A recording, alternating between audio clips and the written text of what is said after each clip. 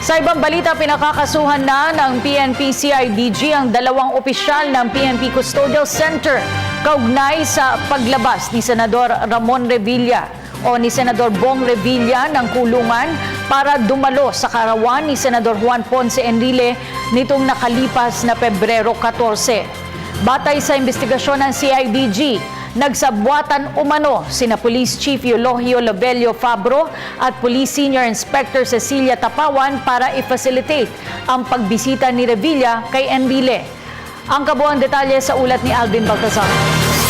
Tapos na ang ginawang investigasyon ng PNP Criminal Investigation and Detection Group sa mga tauhan at opisyal ng Headquarters Support Service kaugnay ng pagpunta ni Senador Bong Revilla sa kaarawan ni Senador Juan Ponce Enrile para sa isang salo-salo noong February 14. Batay sa kinalabasan ng pagsisiyasat na ginawa ng CIDG na pirmado ni CIDG Chief Police Director Benjamin Magalong, inirekomendang kasuhan ng administratibo at kriminal sina Police Senior Inspector Cecilia Tapawan na duty officer at si Custodial OIC Police Superintendent Eulogio Lovelio Fabro na nagbigay umano ng pahintulot upang makapunta sa PNP General Hospital ang mambabatas.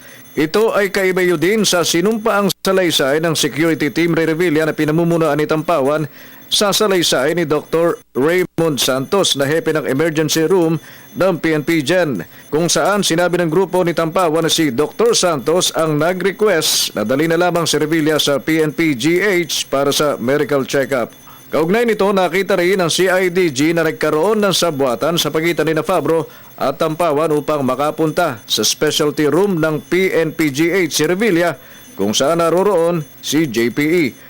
Absuelto naman sina HSS Director Police Chief Superintendent Alberto Supapo at ibang command group matapos mapatunayang walang alam ang mga ito sa nangyari. Kabilang na dito sina Police Chief Inspector Raymond Santos, PO2 Mario Bello, PO2 Rico Padilla, PO2 Dennis De Los Santos at PO1 Jolito Olaivar.